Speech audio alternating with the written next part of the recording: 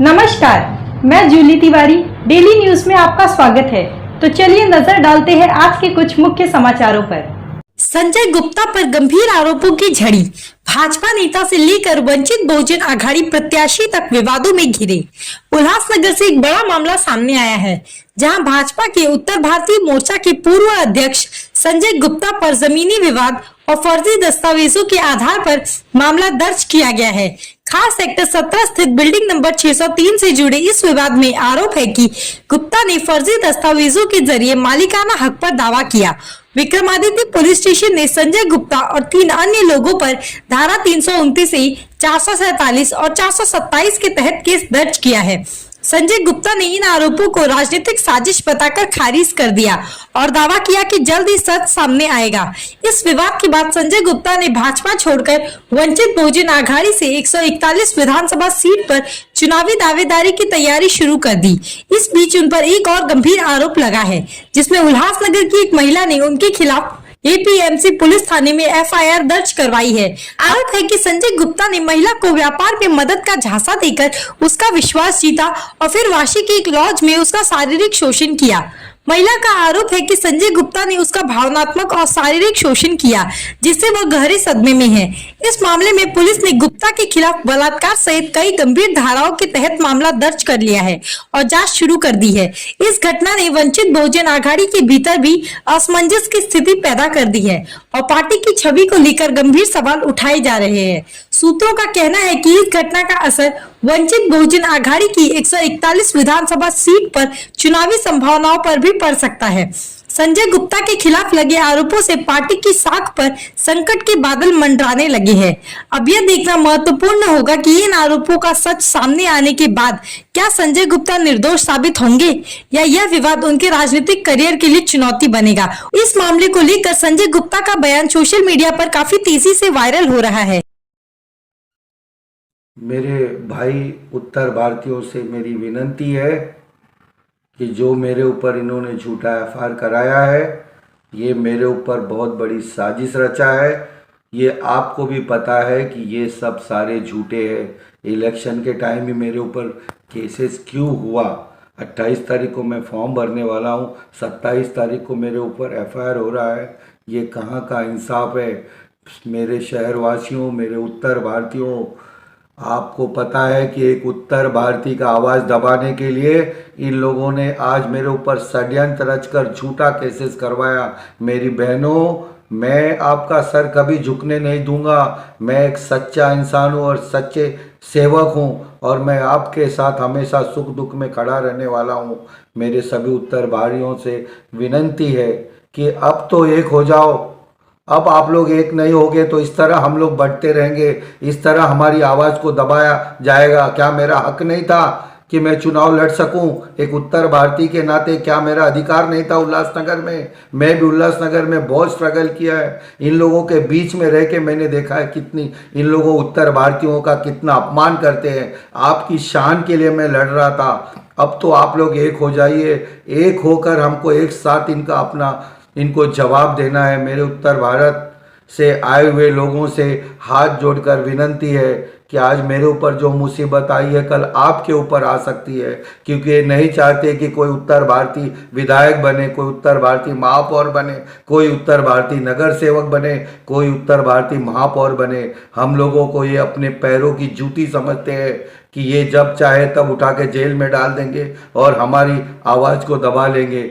मेरे भाई, अब एक हो जाओ और हम सब साथ में हैं। मैं आपके हर मुसीबत में साथ में खड़ा रहूँगा। एक बार आप मेरे पर विश्वास करिए, मैं सच्चा हूँ। मेरे ऊपर झूठा एफआईआर किया है। मेरे भाइयों, मेरी बहनों, मैं आपका सर कभी झुकने नहीं दूंगा। ये सारा झूठा है, आपको सारा झूठा साबित हो जाएगा। मेरा दूर दूर तक कोई भी इस षड्यंत्र में कोई भी हाथ नहीं है। इन्होंने काफ़ी पैसा खर्चा किया है, ऊपर लेवल से इन्होंने सेटिंग किया है, ऊपर से फ़ोन किया है, लाखों रुपया इन लोगों ने मेरे ऊपर एफआईआर करवाया है। तो इसका जवाब आप नहीं दे सकते हो, इसका जवाब आपको देना होगा। आज मैं फंसा हूँ, कल आप भी फंसोगे, क्योंकि ये बंगले का इस परंपरा रही है कि जो भी उनका आवाज़ नहीं सुनेगा, जो उनके साथ खड़ा नहीं रहेगा, उसको ये झूठा केस में फंसा देंगे और अपने बंगले पे ज़बरदस्ती उसको नौकर बना के रखेंगे, हम लोगों को दबा के रखेंगे। ये बंगले की परंपरा रही है, क्योंकि ये इनकी राजनीति कैरियर ख़त्म होने वाली थी। ये समझ रहे थे कि मेरा उल्लासनगर में जो हमने करप्शन किया था, कहीं न कहीं वो करप्शन का उजागर हो जाएगा और हमारा करप्शन बंद हो जाएगा। इसीलिए ये लोग ने आज एक उत्तर भारतीयों का आवाज़ दबाने का कोशिश किया है। मेरे उत्तर भारतीय, मेरा साथ दो, मेरे साथ खड़े रहो, मेरे साथ खड़े होके आप मेरी आवाज़ बनो। कहीं ना कहीं मुझे टूटने मत दो। मैं आपके लिए लड़ रहा था, आपकी शान के लिए लड़ रहा था, आपकी मर्यादा के लिए लड़ रहा था। तो आप भी मेरे साथ खड़ा रहिए, क्योंकि ये लोग मेरे ऊपर झूठा आरोप लगाए हैं। मेहरबानी करिए, आप लोग सब साथ में आइए और ये जिन्होंने जो मेरे ऊपर झूठा केसेस किया है उसका जवाब हर उत्तर भारतीय को देना चाहिए। आज मेरे साथ हुआ है, कल आपके साथ होगा, परसों किसी और के साथ होगा। क्या यही 40 साल 50 साल क्या यही उल्लासनगर पे राज कर सकते? कोई उत्तर भारतीय का हक नहीं है कि उल्लासनगर में विधायक बन सके? कोई महाराष्ट्रियन का हक नहीं है कि उल्लासनगर में विधायक बन सके? कोई और भी अदर कास्ट भी उल्लासनगर में विधायक बन सके? क्योंकि मैं इनका 50 साल का रिकॉर्ड तोड़ने वाला था और एक सब लोगों को लग रहा था कि आज अगर एक उत्तर भारतीय विधायक बन सकता है तो कल मैं भी बन सकता हूं। लेकिन ये लोगों ने षड्यंत्र रच के मुझे जेल भेजने की पूरी साजिश रची है। ये साजिश का जवाब आपको देना होगा। मेरे उत्तर भारतीय, मैं आपके हाथ जोड़कर विनती करता हूं, मेरी माताओं, मेरी बहनों, आपका भाई निर्दोष है। मैं कोई भी कसूर नहीं है मेरा। मेरी आवाज़ को दबाया जा रहा है, मुझे कहीं ना कहीं बहुत टॉर्चर किया जा रहा है। पहले ये लोगों ने मुझे पैसे का ऑफर दिया, करोड़ों रुपया देता हूँ, मत लड़ो, मैं नहीं माना।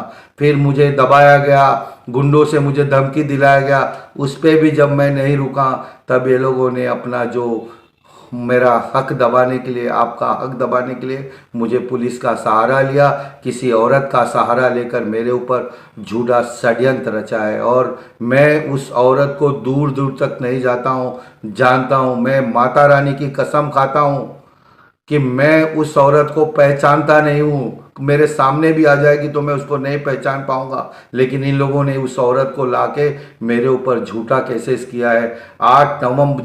8 अगस्त को पूरा पूरा दिन का मेरे पास ट्रैक रिकॉर्ड है कि मैं कहाँ कहाँ गया था, किससे किससे मिला था। 8 अगस्त का पूरा मेरे पास गूगल मैप है, रिकॉर्ड है, सारा वीडियो फुटेज है कि मैं उस टाइम उल्लासनगर में था, कहाँ कहाँ मैंने मीटिंग लिया था। लेकिन इन लोगों ने सारे दांव ताक पे रख कर, सारे कानून को दांव पे तक कर इन्होंने एक उत्तर भारतीय को आवाज़ दबाने के लिए मेरे ऊपर झूठा केस लगाया है। इसका जवाब हर एक उत्तर भारतीय को देना होगा। मेरे भाई और बहनों, मेरे साथ दो, मेरी इस दुख घड़ी में मेरे साथ खड़े रहो।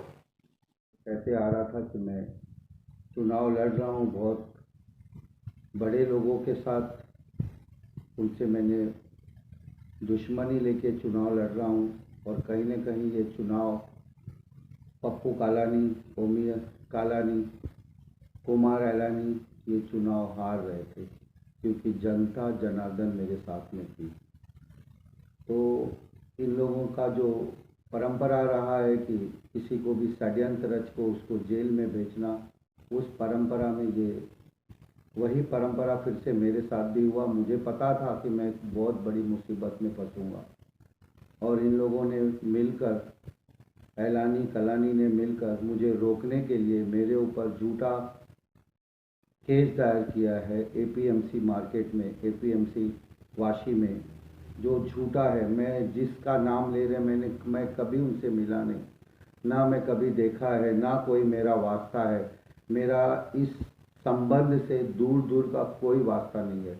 लेकिन मुझे बदनाम करने के लिए, मुझे जनता जनार्दन से दूर करने के लिए, गलत अफवाहें फैलाकर आपके नज़रों में मुझे गिराने में और खुद चुनाव जीतने के लिए इन्होंने जो मेरे साथ षड्यंत्र रचा है, उस षड्यंत्र का जवाब आप लोगों को देना है। क्योंकि ये जनता जानती है कि सत्य परेशान हो सकता है लेकिन पराजित कभी नहीं हो सकता है। इन लोगों को पता था कि इनके हाथ से सत्ता जा रही है। अरे मैं तो सुना था कि सब बोलते थे कि पप्पू शेर है, शेर है। अरे ये तो शेर कहाँ, ये तो गीदड़ है। आमने सामने नहीं लड़ सका और मुझे पुलिस में फंसाने के लिए मेरे ऊपर झूठा केस करता है। एक उत्तर भारतीय से डर गया। इतना डर क्या है तेरे को? अगर तेरे को हिम्मत थी तो सामने आके लड़ता था ना मेरे से, फेस टू फेस सच्चाई से लड़ता था ना। ये षड्यंत्र रच के मुझे जो दबाने की कोशिश किया जा रहा है, ये कहीं ना कहीं लोकतंत्र की हत्या है। ऐलानी कलानी चाहते थे कि उनका ही वर्चस्व उल्लासनगर में बढ़ता रहे, और वो जो भ्रष्टाचार उल्लासनगर में हो रहा था, महानगर पालिका में भ्रष्टाचार कर रहे थे, विधानसभा में भ्रष्टाचार कर रहे थे, उनको लग रहा था कहीं न कहीं ये भ्रष्टाचार हमारे हाथ से निकल जाएगा। इसीलिए उन्होंने मेरे ऊपर ये षड्यंत्र रचा, क्योंकि सत्ता उनके पास है, पुलिस उनके पास है और वो कुछ भी कर सकते हैं। जैसे आप लोगों ने देखा होगा कि पहले भी ऐसे झूठे केसेस हुए हैं, और मुझे पहले से एहसास हो रहा था कि ये बंगले पे मेरे खिलाफ ये षड्यंत्र रचा जा रहा है। पप्पू कालानी, तू तो शेर बन रहा था। सब लोग बोलता है पप्पू कालानी शेर है। शेर किधर है? तू तो गीदड़ है। सामने एक उत्तर भारतीय से नहीं लड़ सक रहा है, फेस टू फेस लड़ नहीं सक रहा है, और ये सब झूठे षड्यंत्र रच के मुझे फंसाने की कोशिश कर रहा है। उसका जनता आपको जवाब देगी। मैं सच्चा हूँ और मैं सच्चाई के साथ उल्लासनगर शहरवासियों के साथ इन्होंने जो धोखा किया है, सारे शहरवासियों के साथ इन्होंने जो धोखा किया है, जो गुंडा राज उल्लासनगर में था, उनको लग रहा था कहीं ना कहीं ये गुंडा राज खत्म हो जाएगा। ये गुंडा करके गुंडे लोगों से मुझे दबाने की कोशिश किया। जब उससे मैं नहीं दबा तो इनके हाथ में सत्ता थी। इन लोगों ने मिलकर मेरी आवाज़ दबाने की कोशिश कर रहे ताकि मैं चुनाव में नहीं खड़ा हो सकूं। मेरे भाइयों, मेरे बहनों, मैं बेकसूर हूं। मैं कोई गलत काम नहीं करूंगा जिससे आपका सर झुक जावे, मेरी बहनों का सर झुक जावे। आपका भाई आज भी सच्चाई के साथ लड़ रहा है और सच्चाई के सामने मैं जनता के सामने निर्दोष साबित होऊंगा। मेरे ऊपर जितने भी झूठे आरोप लगे हैं, ये सब बंगले का षड्यंत्र है। ये कहीं ना कहीं ये डर गया है। वो पप्पू कालानी अपने बेटे को विधायक बनाना चाहता था, इसलिए वो पुत्र मोह में वो अंधा हो चुका है, क्योंकि उसको पता था कि ये जिस दिन ये विधानसभा चुनाव हार जाएगा, उसका सारा राजनीतिक कैरियर खत्म हो जाएगा। इसीलिए इन लोगों ने मेरे ऊपर झूठा आरोप लगाकर मुझे जेल में डालने की कोशिश कर रहे हैं। सभी शहरवासियों से अपील है, मैं सच्चा हूँ, मैं निर्दोष हूँ और मैं ये जरूर साबित। तो आज के लिए बस इतना ही। कल फिर मिलेंगे इसी समय इसी चैनल पर। तब तक के लिए मुझे दीजिए इजाजत। धन्यवाद।